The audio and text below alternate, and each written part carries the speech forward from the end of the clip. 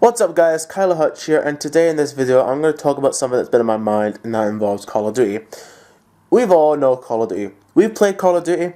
We've played throughout Modern Warfare franchise, the Black Ops franchise, even the single games like Ghost, Infinite Warfare, and Advanced Warfare, and many more. And when it comes to Call of Duty, people will say, what is the biggest franchise in Call of Duty? Modern Warfare or Black Ops? Modern Warfare's had 3 games, Modern Warfare 1, 2, and 3. I don't know if Ghost is connected to the Modern Warfare franchise, even though it had Makarov, Price in multiplayer. You could play those characters in multiplayer. But Call of Duty Ghost has got 5 games. Now I know what you're thinking. Wait, Kyla Hutch, Black Ops has got 4 games. Why are you saying 5 games? Well, it's because, yeah, you may be right. It's got 4 Black Ops, but there's a fifth game that is connected to the Black Ops franchise, and that is World at War. World at War was connected because it has one simple character. Actually, it's got many things. It's got zombies. It has some of the multiplayer maps that still come back to the Black Ops franchise, and it's got a certain character that we all know and love. We thought was our friend until we found out he was dead after he helped your character escape the prison, and that is Viktor Razanov. Viktor Razanov actually shows up in the story in World at War. But I'm not talking about the characters, and I'm not talking about the campaign, I'm not talking about the history of Black Ops. I'm talking about a certain map that always comes back in every Black Ops. It doesn't show up in World at War, but it comes back in every Call of Duty Black Ops game. And that's a map called Nuketown. Now, Nuketown was famous before Black Ops. It was famous for that bullshit survival in Indiana Jones' Kingdom of the Crystal Skull, which people still talk about to this day, how Indiana Jones survived while going into a freaking fridge when there was a nuke test. Nuketown is a small city that's tested for nukes, for like war. And this has been popping up in Black Ops 1, 2, and 3, and in recently 4. So let's go to every single one of them. Nuketown was just a simple map in Black Ops 1. You had 2 houses you could go, and 2 were good for snipers. One house had like a double-decker bed, and it had one had a back garden, the other had a back garden, and there was 2 vehicles. There was either a bus or there was a moving truck, which helps you move stuff for when you're moving in. And there was dummies. They're having clothes on the time period that Nuketown was in Black Ops 1. And it was a fun map. And it was so fun and so popular that it came back in Black Ops 2. Not only for a multiplayer map, but it came back for a zombie map. Let's talk about the multiplayer map first. So, they changed it.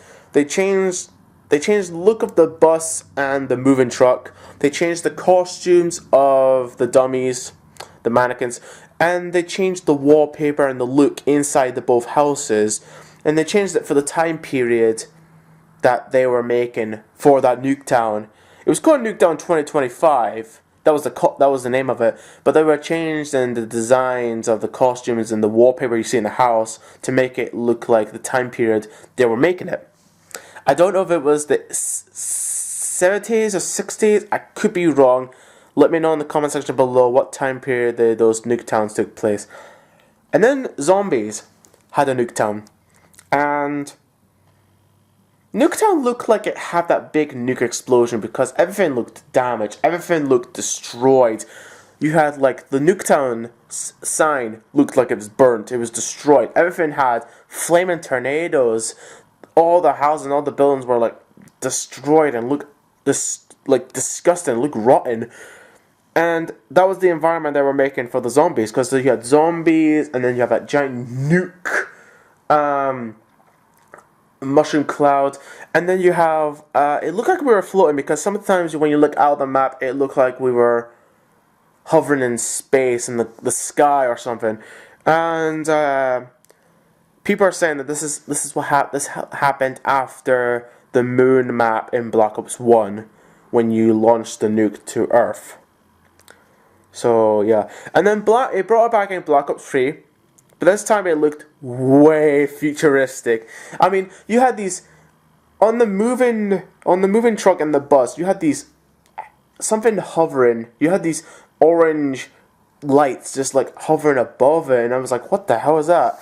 And instead of mannequins, you had robot mannequins. And there's this creepy Easter egg. If you do something, they come to life like weeping angels, and every time you turn around, they'll be like moving like weeping angels from Doctor Who. So that was something. And then they changed the wallpaper and the look of the house to make it look futuristic, and they made the cars look like they were hovering, like they were like futuristic cars. They look like something like what's it, Tomorrowland? Like there's like the future is here. So that was cool. And then recently for Black Ops 4, for some reason they turned it into a Russian nuketown.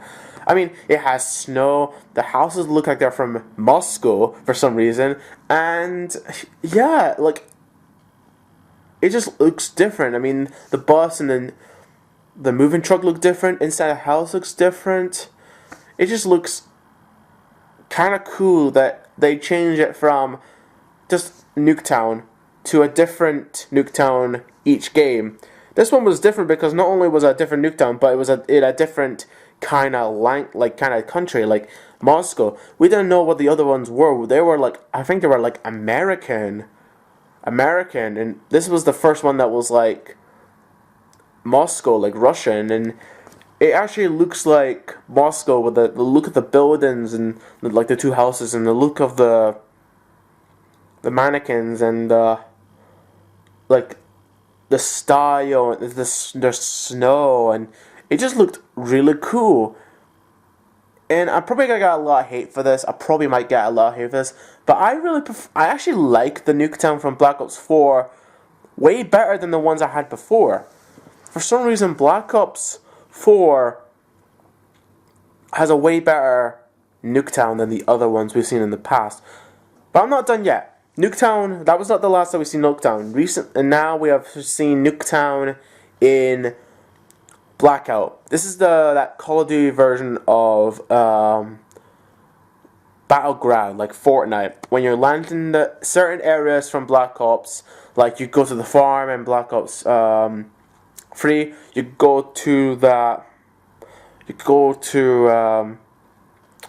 You could go to Nuketown, but it looks like the Nuketown from Zombies because all the things are like destroyed. You could go to many places from the Black Ops 1, 2, and 3, and that's really fun.